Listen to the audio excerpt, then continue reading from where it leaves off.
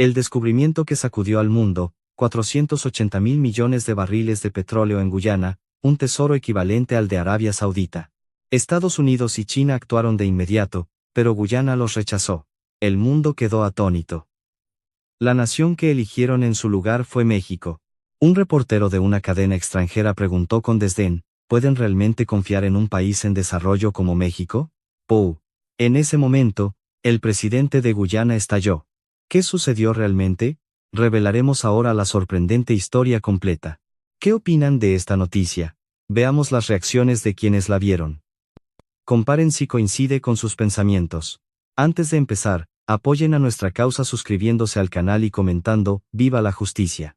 Mi nombre es Jonathan Williams. Trabajo como director técnico de la Compañía Nacional de Petróleo de Guyana. Completé mi doctorado en Ingeniería Petrolera en la Universidad de Londres en el Reino Unido y trabajé durante 15 años en las principales compañías petroleras del mundo. Después, regresé para servir a mi patria.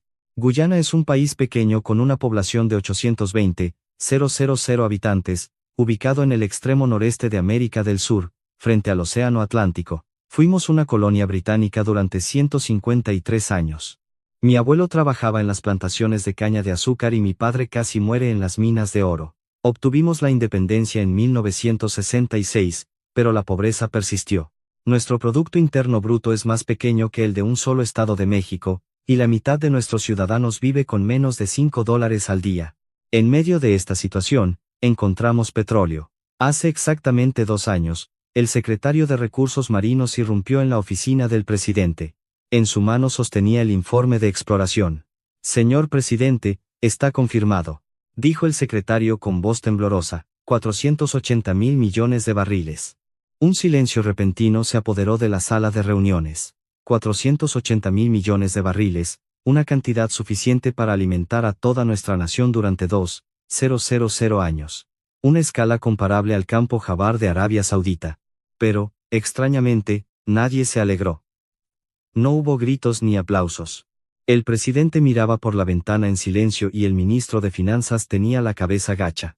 Bebí un vaso de agua con manos temblorosas porque todos sabíamos lo que nos sucedería en el momento en que esta noticia se extendiera por el mundo.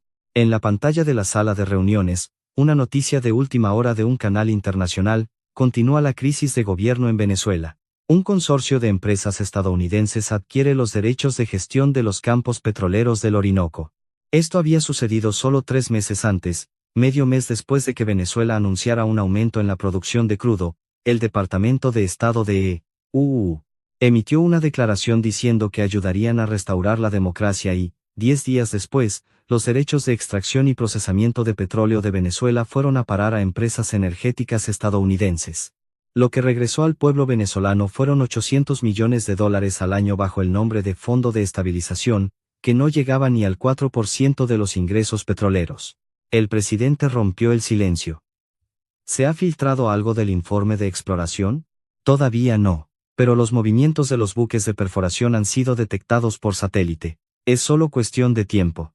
Entonces, no tenemos tiempo, dijo el presidente, con una mezcla de desesperación y esperanza en su voz. Esa noche no pude dormir. Caminé por la calle de Georgetown. La ciudad estaba tranquila, como siempre. Las vendedoras del mercado, los taxistas y los maestros de escuela aún no sabían nada. Pero pronto lo sabrían. En un café, escuché a un anciano hablar con su nieto. Cuando el abuelo era joven, también encontraron oro. ¿Y qué pasó, abuelo?, preguntó el niño. Lo que quedó fueron montañas perforadas y ríos contaminados. Simplemente entregamos nuestra tierra. El nieto preguntó, si encontráramos petróleo, ¿sería diferente esta vez? El anciano no pudo responder. Yo tampoco pude. 3 días después, la frontera se convirtió en un caos. Refugiados de Venezuela comenzaron a llegar en camiones, autobuses e incluso a pie. En un puesto de control, una mujer lloraba.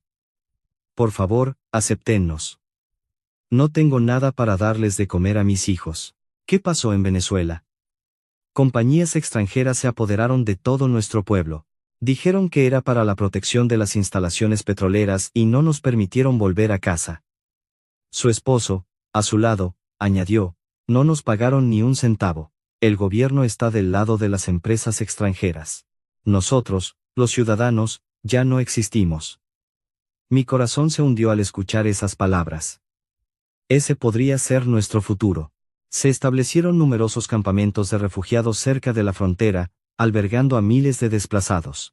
Escuché más historias. Un anciano me dijo, la generación de mi padre se hizo rica gracias al petróleo. Venezuela era el país más rico de América del Sur. ¿Cuándo fue eso? Hace 60 años. Desde entonces, hemos estado sufriendo. ¿Por qué sucedió eso? Los ojos del anciano se llenaron de lágrimas. Porque las compañías petroleras se lo llevaron todo. Primero las empresas estadounidenses, luego el gobierno lo nacionalizó y lo vendió de nuevo a empresas extranjeras para pagar la deuda. Lo que nos llegaba a nosotros, los ciudadanos, siempre eran las obras. Un joven intervino. Yo trabajé en un campo petrolero. Trabajaba 14 horas al día, pero mi salario era de solo $80 al mes. ¿Cuánto ganaban los ingenieros extranjeros? Los ingenieros estadounidenses ganaban $12,000 al mes por el mismo trabajo. Si te quejabas, al día siguiente estabas despedido. Teníamos que aguantar porque el trabajo era vital. Mientras recorría el campamento de refugiados, pensé que este podría ser nuestro futuro. Hubo una manifestación en la plaza pública de Georgetown. Miles de personas se congregaron. Una pancarta decía, no seremos otra Venezuela. Un estudiante universitario tomó el micrófono y gritó, el petróleo no es una bendición, es una maldición. La historia lo ha demostrado. Miren a Nigeria. Miren a Angola. Cuanto más rico es el país en recursos, más pobre es su gente. La multitud aplaudió. El representante del sindicato dijo, la generación de nuestros padres trabajó para empresas británicas. Nuestra generación trabajó para empresas canadienses. ¿Quieren que ahora trabajemos para empresas estadounidenses? ¿Hasta cuándo viviremos como trabajadores para países extranjeros? Esa noche, el gabinete convocó una reunión de emergencia. El presidente dijo, la gente está en las calles. Es hora de que tomemos una decisión. El ministro del Interior informó, señor presidente, los resultados de la encuesta de opinión pública son claros. El 78% de los ciudadanos se opone al desarrollo exclusivo por parte de empresas extranjeras. El 91% dice que las instalaciones de procesamiento deben construirse dentro del país. El ministro de Finanzas negó con la cabeza. Pero, señor presidente, eso es imposible en la realidad. Se necesitan miles de millones para construir una refinería. El presupuesto anual de nuestro país es de solo 2.8 mil millones. ¿Cómo vamos a financiar eso? No tenemos más opción que depender del capital extranjero. La sala volvió a quedarse en silencio. No teníamos opción. No teníamos tecnología. No teníamos dinero. No teníamos poder. Aunque tuviéramos petróleo, no sería nuestro. Una semana después de que se difundiera la noticia del descubrimiento, llegó una llamada de la Embajada de Estados Unidos. Un enviado especial de Washington quería reunirse con el presidente. El presidente me miró. Jonathan, acompáñame. Has trabajado en las grandes petroleras, ¿sabes qué tipo de gente son? Asentí. Sí, señor. Lo sé muy bien. Se abrió la puerta de la sala de reuniones. El hombre que entró tendría unos 50 años. Traje gris, corbata roja, cabello perfectamente peinado y una sonrisa impecable. Buenos días, señor presidente. Soy Richard Blake, vicepresidente para América del Sur de una importante compañía energética occidental. Sonrió afablemente y extendió la mano. Pero miré sus ojos. Sonreían, pero sus ojos no. Eran los ojos que había visto innumerables veces durante mis 15 años en la industria petrolera. Esto no era una negociación, era un ultimátum. Esa era su mirada. Felicidades, señor presidente. El futuro de Guyana parece muy brillante. Gracias, vicepresidente Blake. Blake abrió su maletín. Nosotros, junto con otras compañías occidentales, hemos preparado una propuesta de desarrollo. Comenzó una presentación llamativa, un plan de desarrollo offshore en gráficos 3D, imágenes de buques de perforación de última generación, representaciones de instalaciones de procesamiento. Proveeremos la tecnología y cubriremos toda la inversión inicial. Lo único que el gobierno de Guyana necesita hacer es autorizar los derechos de extracción. El presidente preguntó, ¿cuáles son las condiciones? Blake sonrió. Pagaremos el 15% de la producción como regalía. ¿15%?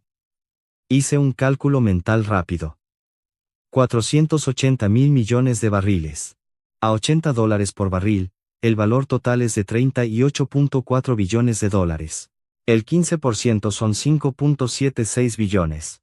Eso significa que los 32.64 billones restantes irían a las empresas estadounidenses. Nosotros gestionaremos el 85% restante y lo venderemos en el mercado internacional. El gobierno de Guyana obtendrá ganancias sin ningún riesgo. El rostro del presidente se puso serio. ¿No construirán las instalaciones de procesamiento en nuestro país? Blake se rió y negó con la cabeza. Una refinería cuesta miles de millones de dólares. La economía de Guyana no podría soportarlo. Es mucho más eficiente si lo procesamos en Texas y enviamos los productos. ¿Y el empleo para nuestros ciudadanos? Por supuesto, contrataremos a unos 800 trabajadores de campo. ¿800 personas? De 820, 000 ciudadanos, solo 800, y solo como mano de obra no cualificada. El presidente guardó silencio. No pude contenerme más. Vicepresidente, ¿puedo hacer una pregunta? Blake me miró con una mezcla de fastidio. ¿Quién es usted? ¿Quién es usted? Soy Jonathan Williams, director técnico. También trabajé en las grandes petroleras durante 15 años. Su mirada cambió. Reconocimiento de que era alguien de la industria y, al mismo tiempo, recelo. ¿Qué sabes tú? Parecía decir. Adelante, ¿cuál es su pregunta? ¿Sabe lo que pasó en Noruega? La sonrisa de Blake vaciló ligeramente. ¿Noruega? Sí. Noruega también descubrió petróleo en los años 70. En ese momento, las empresas estadounidenses les ofrecieron la misma propuesta: nosotros lo desarrollaremos y pagaremos el 15%. ¿Sabe cuál fue la respuesta de Noruega? Blake no respondió. Dijeron no, lo haremos nosotros mismos. Crearon una empresa estatal, aprendieron la tecnología y construyeron sus propias refinerías. ¿Sabe de cuánto es el Fondo Soberano de Noruega hoy? 1.7 billones de dólares. Eso equivale a más de 300.000 dólares por cada ciudadano. La sala estaba en silencio. La sonrisa de Blake desapareció por completo y habló con frialdad. Dr. Williams, Noruega y Guyana son diferentes, ¿no es así? ¿Cuál es la diferencia? ¿Cuál es la diferencia? Noruega era un país desarrollado. Tenían tecnología, capital, infraestructura. Guyana es. Se interrumpió, pero todos oímos lo que no dijo. Guyana es un país pobre. ¿Qué pueden hacer ustedes? Hagan lo que les decimos. Se volvió hacia el presidente. Señor presidente, seré franco. La seguridad en esta región es de suma importancia. Ha visto la situación en Venezuela, ¿verdad? Los ojos del presidente se entrecerraron. ¿Qué quiere decir? La inestabilidad gubernamental es un riesgo enorme para el desarrollo de recursos. Si cooperan con nosotros, el gobierno de Estados Unidos también garantizará la estabilidad de Guyana. Sentí un escalofrío. Era una amenaza. Una amenaza sonriente. Si no se unen a nosotros, les pasará lo que le pasó a Venezuela. Eso era lo que quería decir. El presidente habló lentamente. Vicepresidente, lo consideraremos y nos pondremos en contacto con usted. Blake se levantó. Por supuesto, pero no tenemos mucho tiempo. Hay otros interesados. Abrió la puerta y salió. Cuando la puerta se cerró, un pesado silencio envolvió la habitación. El presidente dijo: ese hombre tenía razón, Jonathan. Es imposible que lo hagamos nosotros mismos. Respondí con sinceridad: señor presidente, es extremadamente difícil en la realidad. Nos falta tecnología, capital y experiencia. ¿Entonces debemos aceptar el 15%? Negué con la cabeza. Eso sería un robo, señor presidente. Un robo contra nuestro propio pueblo. ¿Entonces qué hacemos? El presidente golpeó la mesa. No tenemos tecnología, ni dinero, ni poder de negociación. ¿Qué podemos hacer? No pude responder. En ese momento, el ministro de Relaciones Exteriores habló con cautela. Señor presidente, también ha habido una llamada de China. ¿China? Sí. Dicen que ofrecerán mejores condiciones. El presidente suspiró. ¿Mejores condiciones? Me preocupé, porque sabía lo que significaban las mejores condiciones de China. Al día siguiente, llegó el enviado chino. Su nombre era Wang Wei, representante especial de una gran petrolera estatal china. Su estilo era diferente al de Blake. Una sonrisa suave, un discurso humilde y regalos exquisitos. Guyana y China son amigos desde hace mucho tiempo, dijo Wang Wei. Cooperamos con países en desarrollo de todo el mundo a través de la iniciativa de la Franja y la Ruta. Guyana no es una excepción. Su presentación comenzó, aún más ostentosa que la de los estadounidenses. Convertiremos a Guyana en el centro energético de América del Sur. Una imagen de un enorme puerto apareció en la pantalla. Construiremos un puerto de aguas profundas capaz de recibir petroleros de 500,000 toneladas. Siguiente diapositiva. Instalaremos 300 kilómetros de oleoductos, conectando hasta el interior del país. Siguiente diapositiva. Todo, incluyendo autopistas, ferrocarriles y aeropuertos, será construido con capital chino. Los ojos del ministro de Finanzas brillaron. ¿Todo? ¿Cuál sería el costo? Wang Wei sonrió. Unos 20.000 millones de dólares. Pero el gobierno de Guyana no necesita pagar nada por adelantado. El Banco de Desarrollo de China lo prestará. ¿Las condiciones del préstamo? Es AMA. 5% de interés anual. Plazo de pago de 25 años. El presidente preguntó, ¿y la regalía? 25%. Un murmullo recorrió la sala. América ofreció el 15%, pero China ofrecía el 25%. Un 10% más. Y además, educaremos a 1,000 jóvenes guyaneses en China. Ingeniería petrolera, gestión, todo con becas completas. El secretario expresó su admiración, estas condiciones son verdaderamente excepcionales. Yo permanecí en silencio. Algo no encajaba. Era demasiado bueno para ser verdad. No hay almuerzo gratis en este mundo. Especialmente, la amabilidad que un país grande muestra a un país pequeño siempre tiene un precio. Hablé. Representante Wang, ¿puedo hacer una pregunta? Wang Wei asintió, manteniendo su sonrisa. Por supuesto, Dr. Williams. El préstamo de 20.000 millones, incluyendo capital e intereses, ¿cuánto será el pago total? La sonrisa de Wang Wei se tensó un poco. Si lo calculamos, serían unos 28.000 millones en 25 años. ¿Cuánto habría que pagar cada año? Alrededor de 1.1 mil millones al año. El ministro de Finanzas se sorprendió. Nuestro presupuesto anual es de 2.8 mil millones. Y 1.1 mil millones se destinarían al pago de la deuda. Pero están los ingresos del petróleo, ¿no es suficiente para pagar? Volví a preguntar, ¿y si el precio del crudo se desploma? Wang Wei agitó la mano. Eso no sucederá. Hace 8 años, el precio del crudo cayó de $100 por barril a 30. Fue entonces cuando la economía de Venezuela colapsó. ¿Y si vuelve a suceder? La sonrisa de Wang Wei desapareció por completo. Tendríamos que renegociar eso. ¿Cómo renegociaron con Sri Lanka? La sala se quedó en silencio. Todos conocían el caso de Sri Lanka. El puerto construido con un préstamo chino, pero la deuda no pudo ser pagada, por lo que fue entregado a China por 99 años. Wang Wei se rió forzadamente. Sri Lanka fue una situación excepcional, diferente a Guyana. ¿Cuál es la diferencia? Sri Lanka cometió errores de gestión. Guyana tiene petróleo, ¿no? Asentí. Sí, tenemos petróleo. Por eso es más peligroso. ¿Qué quiere decir? Si no podemos pagar la deuda, no solo se llevarán el puerto, sino también el campo petrolero.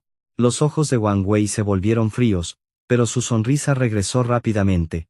Dr. Williams, es usted demasiado pesimista. Somos socios. Si Guyana no prospera, China tampoco gana. No respondí. Había aprendido algo en mis 15 años en la industria. La persona que más usa la palabra socio es la más peligrosa. Después de que Wang Wei se fue, el presidente suspiró. América paga el 15% y amenaza. China paga el 25% pero con una trampa de deuda. El ministro de Relaciones Exteriores dijo, de todos modos, China es mejor, ¿no? Pagan un 10% más. Negué con la cabeza. Ministro, ¿ha mirado detenidamente las condiciones de China? ¿Qué problema hay? Presida. Derechos de gestión del puerto por 50 años. Derechos de gestión del oleoducto por 40 años. Y la refinería es una operación conjunta. ¿No es buena una operación conjunta? Mire la estructura accionaria. China 70%, Guyana 30%, somos accionistas minoritarios. No tenemos poder de decisión. El rostro del ministro de Finanzas se puso serio. Entonces, en esencia, también se lo llevan todo. Sí. América lo toma abiertamente. China lo toma con una sonrisa. Solo el método es diferente. El presidente miró por la ventana. Jonathan, sé honesto. ¿Tenemos alguna otra opción? Me mordí el labio. Señor presidente, yo tampoco lo sé. Esa noche, volví a visitar el campamento de refugiados. Unos jóvenes de Venezuela estaban reunidos, mirando sus teléfonos inteligentes. ¿Qué están viendo? Un joven me mostró la pantalla. Un video de YouTube en español con subtítulos. Miren esto. Es un país llamado México. En la pantalla, un enorme barco surcaba el océano. ¿Qué es eso? Dicen que es un buque de gas natural licuado. Un barco que transporta gas a negativo 162 grados Celsius. Un barco que ni siquiera Estados Unidos puede construir, pero México sí. Una mujer a su lado dijo, vi otro video. México no tiene ni una gota de petróleo propio, pero es uno de los países más industrializados del mundo. ¿Cómo es posible sin petróleo? Tecnología, dicen. Automóviles, aviones, productos electrónicos, lo fabrican todo. El joven dijo, Venezuela, con el mayor petróleo del mundo, y su gente se muere de hambre. México, sin petróleo, y su gente es próspera. ¿Cuál es la diferencia? No pude responder. Pero esa noche, el nombre México quedó grabado en mi mente. Un país que se hizo rico sin recursos naturales. Un país que conquistó el mundo con tecnología. Y, sobre todo, un país que se hizo grande pero nunca invadió a otros. ¿Existía realmente un país así? Tenía que investigar, porque nuestro futuro podría depender de ello.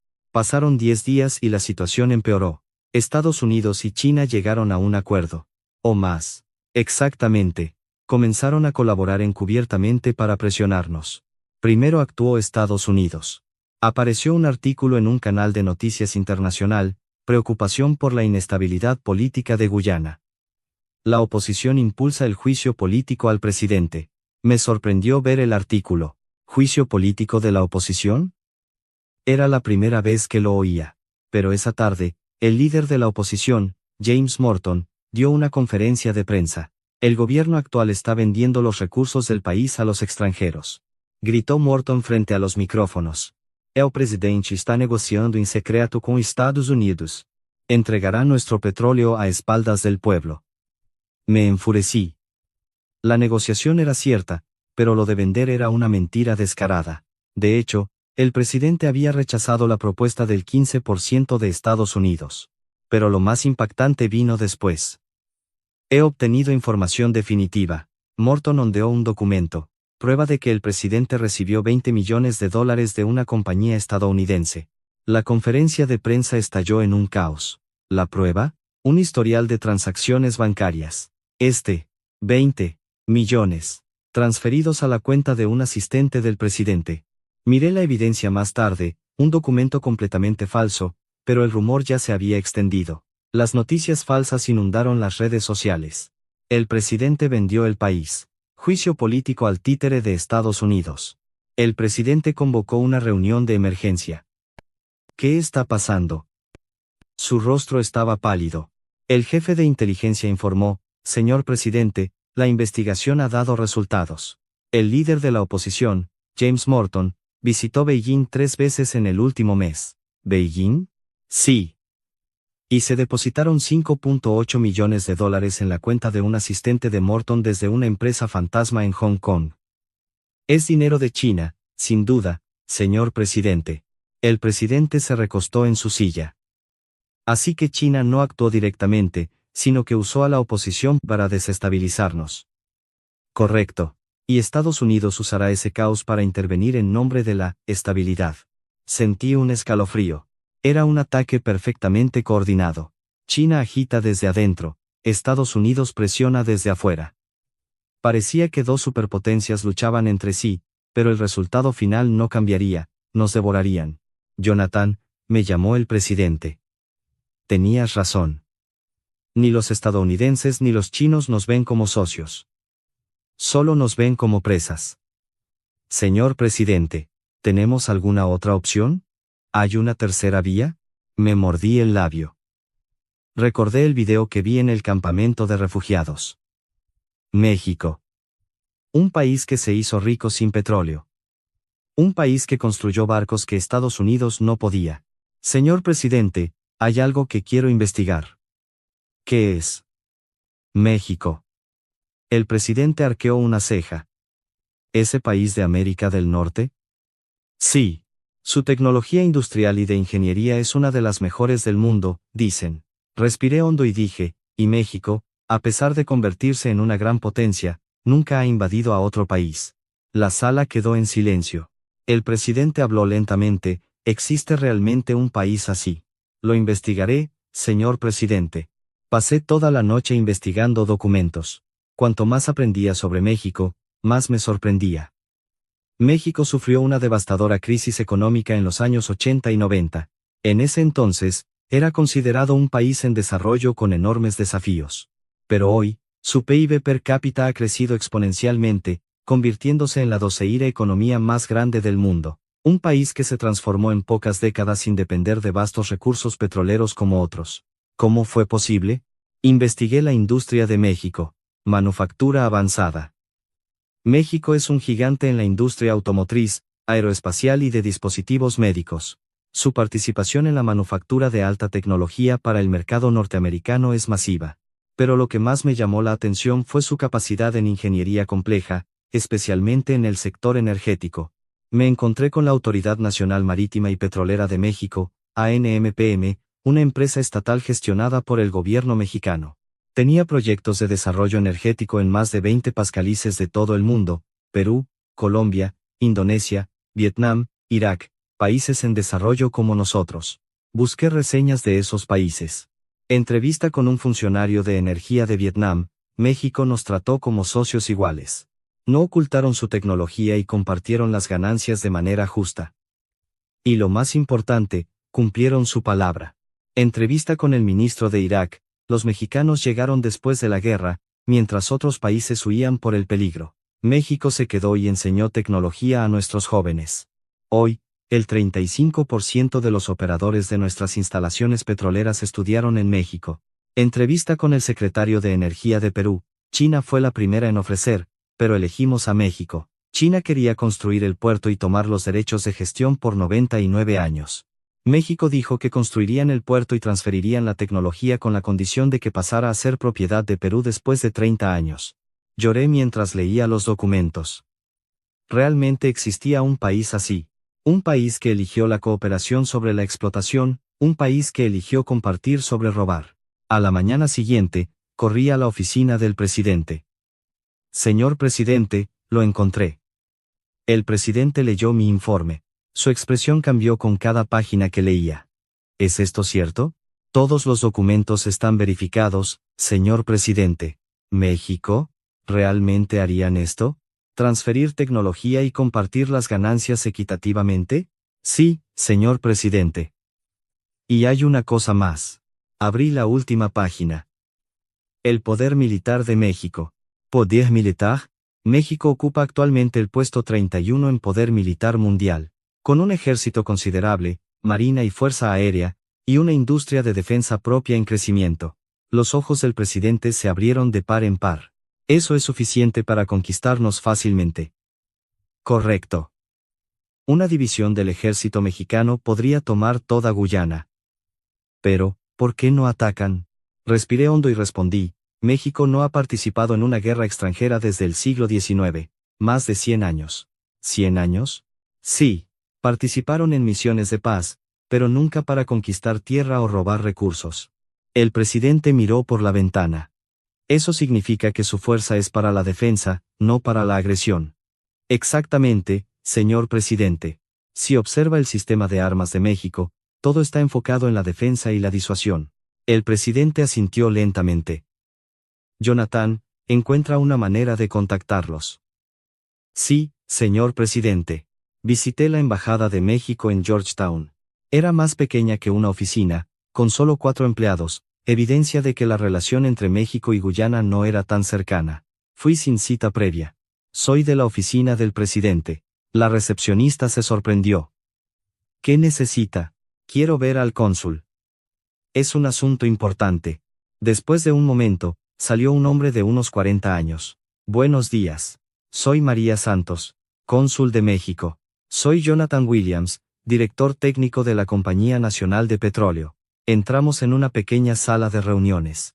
Mientras la cónsul Santos preparaba café, preguntó, ¿puedo saber por qué ha venido? Respiré hondo y dije, queremos saber si México estaría dispuesto a participar en nuestro desarrollo petrolero. La cónsul Santos dejó la taza de café. ¿Podría repetir eso?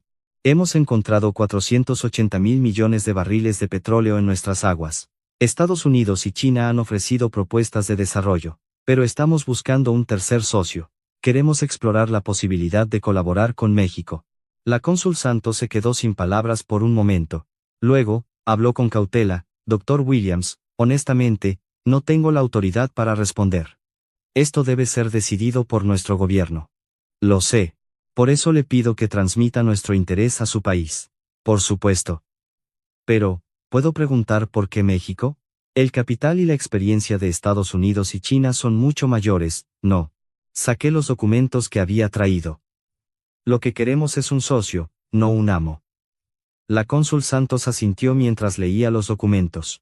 México es una gran nación que no invade, continué. No han atacado a otro país en más de 100 años. Un país con poder pero que no roba.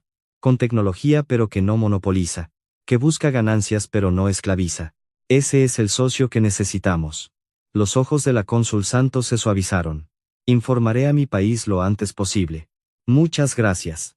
D. Salí de la embajada con preocupación. ¿Aceptaría México? ¿Estarían interesados en un país pequeño como el nuestro? Pero mi preocupación no duró mucho. 5 días después, la cónsul Santos llamó. Dr. Williams, hay una respuesta positiva de nuestro país. ¿De verdad? ¿Qué? La Autoridad Nacional Marítima y Petrolera y la Secretaría de Economía enviarán un equipo de investigación técnica. Llegarán la próxima semana. Mi corazón se aceleró. Eso es muy rápido. Sí. Y el líder del equipo quiere hablar directamente con usted por teléfono. ¿Lo conecto? Por supuesto. Nega. Después de un momento, el teléfono se conectó. Buenos días. Soy Ricardo Reyes, líder del equipo técnico de la Asociación Mexicana de Plantas Marítimas. Su voz era increíblemente tranquila. Soy Jonathan Williams. Gracias por llamar. No, gracias a ustedes por considerar a México como socio. Me sorprendió. El estadounidense Blake tenía una actitud de, los ayudaremos. El chino Wang Wei tenía una actitud de, les conviene colaborar con nosotros, pero este hombre, nos agradecía por considerarlos. Era la primera vez que experimentaba tal actitud. Ingeniero Reyes, ¿puedo preguntar algo? Claro. ¿Por qué respondieron tan rápido?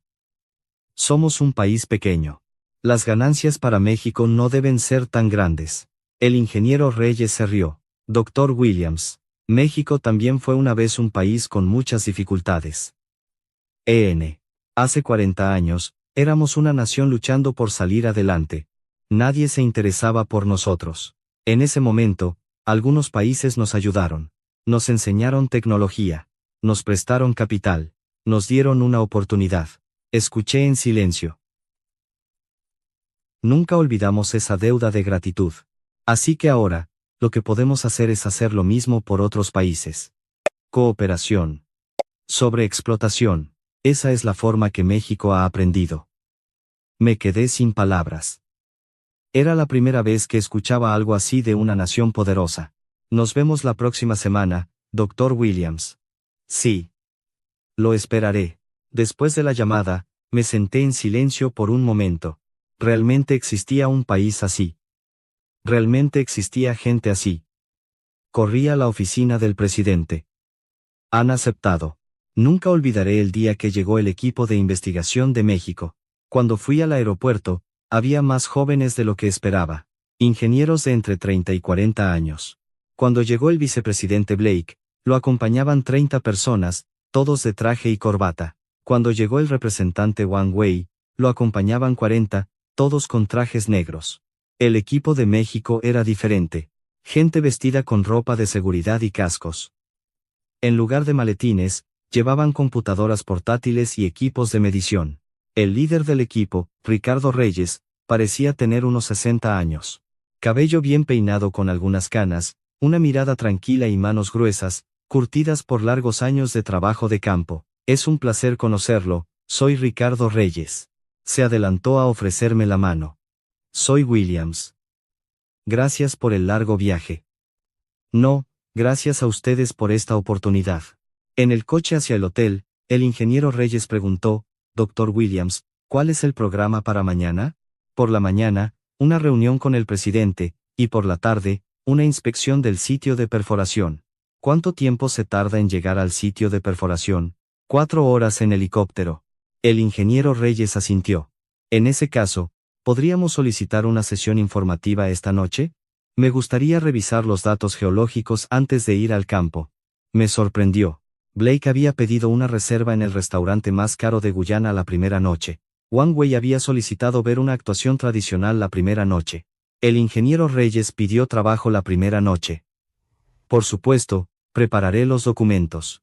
La sesión informativa comenzó esa noche en la sala de reuniones del hotel. Presenté los datos geológicos del bloque Stabroek. La profundidad promedio es de 2,400 metros, con algunas áreas que alcanzan los 2,800 m. El ingeniero Reyes asintió. La reserva se estima en 480.000 millones de barriles, y la calidad del crudo es ligera, con una gravedad de 32 API. Uno de los ingenieros mexicanos levantó la mano. ¿Cuál es la tasa de recuperación objetivo? Actualmente, la estimación de Estados Unidos es del 65%. El ingeniero pareció perplejo. 65%. ¿Por qué tan bajo? Me confundí. Esa es la tasa de recuperación promedio para petróleo en aguas profundas, 70%. El ingeniero Reyes intervino. Dr. Williams, con la tecnología mexicana, podemos alcanzar el 85%. ¿85%? Sí. Usando la tecnología de recuperación mejorada de petróleo. EOR. Mientras yo estaba atónito, el ingeniero Reyes explicó, es una tecnología que inyecta agua y gas para extraer el crudo que queda atrapado entre las rocas. El costo adicional es de solo $1.4 por barril, pero la recuperación aumenta en un 20%, por lo que las ganancias son enormes. Hice un cálculo rápido. El 20% de 480.000 millones de barriles son 96.000 millones de barriles. A $80 el barril, son 7.68 billones de dólares. Una fortuna que estábamos perdiendo. Y una cosa más, el ingeniero Reyes abrió una computadora portátil, un plan para instalar un FPSO, Floating Production Storage and Offloading. En este bloque, un FPSO es más adecuado que un oleoducto terrestre. Una enorme estructura parecida a un barco apareció en la pantalla. Este es el FPSO. Flota en el mar. Extrae el crudo. Lo almacena y lo transfiere a otros barcos. No hay necesidad de conectarse a tierra. ¿Pueden construir algo así? El ingeniero Reyes sonrió. No solo podemos, el 61% de los FPSO del mundo son construidos por México. Me quedé sin palabras. La sesión informativa terminó pasadas las 11 de la noche. 4 horas de discusión técnica ininterrumpida. Todos los ingenieros mexicanos hicieron preguntas inteligentes, y lo más sorprendente es que recordaban los nombres de nuestros ingenieros. Señor Alves, ¿podría mostrarnos de nuevo los datos de presión de formación que mencionó antes? CRA, María, su análisis de los patrones de corrientes oceánicas fue excelente. Nuestros ingenieros me dijeron después que era la primera vez que se sentían tratados como personas. Blake nos llamó nativos. Wang Wei nos llamó socios, pero su mirada decía sirvientes. El equipo de México nos trató como colegas. Al día siguiente, hubo una reunión con el presidente. El presidente preguntó, ingeniero Reyes, ¿qué condiciones quiere México? El ingeniero Reyes abrió un documento. Primero, queremos aclarar algo. México no quiere los derechos de extracción. La sala quedó en silencio. Ofrecemos provisión de tecnología y operación conjunta. Los derechos de extracción permanecerán al 100% en manos del gobierno de Guyana, y México participará como socio técnico. El presidente parpadeó. ¿No tomarán los derechos de extracción? No. En su lugar, Proponemos una forma de compartir las ganancias de la producción. ¿La proporción?, preguntó el presidente. El ingeniero Reyes respondió, Guyana 70%, México 30%. La sala estalló en murmullos. Los estadounidenses ofrecieron el 15%. Los chinos el 25%. México nos daría el 70%. El ministro de Finanzas preguntó incrédulo, ¿70% para nosotros? ¿Habla en serio? Por supuesto. Este es el recurso de Guyana. El 30% es nuestra ganancia a cambio de proporcionar tecnología y capital. El presidente preguntó con cautela, ¿la refinería? La construiremos aquí, en Guyana. Construiremos una instalación con una capacidad de 400,000 barriles por día. El costo se estima en 6.5 mil millones usando tecnología mexicana. Puede ser financiado por la Institución Financiera de Política Mexicana y pagado con los ingresos del petróleo. La tasa de interés es del 1,8% anual, con un plazo de pago de 25 años. La sala volvió a agitarse. China ofreció un 3,5%. México ofrecía casi la mitad. Pregunté, ¿y si no podemos pagar la deuda? El ingeniero Reyes respondió sin dudar, lo renegociaremos. México no tomará la garantía. ¿Por qué? ¿No se beneficiaría más México si la tomaran, como en el caso de Sri Lanka? El ingeniero Reyes guardó silencio por un momento. Luego, dijo, Dr. Williams, México también sufrió mucho durante la crisis económica. Nuestro país estuvo al borde del colapso. En ese momento, los ciudadanos donaron sus anillos de oro para pagar la deuda. Sabemos lo doloroso que es estar ahogado en deudas. La sala quedó en silencio. Queremos una asociación a largo plazo, no una ganancia a corto plazo. Si Guyana colapsa, México también pierde. Si Guyana se enriquece, el suministro de energía de México también se estabiliza. El presidente tenía lágrimas en los ojos. Ingeniero Reyes, ¿por qué México hace esto? Sinceramente, no lo entiendo. El ingeniero Reyes respondió en voz baja, nosotros también experimentamos el colonialismo y la intervención. Nuestro país fue devastado por conflictos internos y presiones externas. Vivimos acosados por potencias más grandes. Había emoción en la voz del ingeniero Reyes. Conocemos el dolor de una nación pequeña. Así que cuando tuvimos la fuerza, prometimos que no haríamos lo mismo. Cooperación sobre explotación. Esa es la vía que eligió México.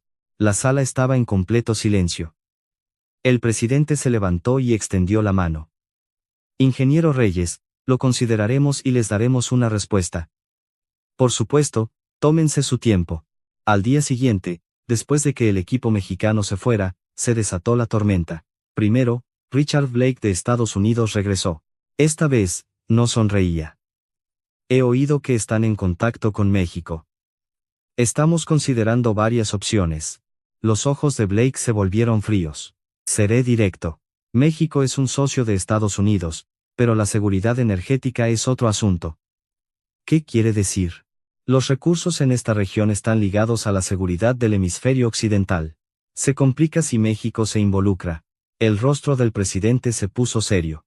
¿Es eso una amenaza? Un consejo, señor presidente, ¿sabe por qué sucedió lo que sucedió?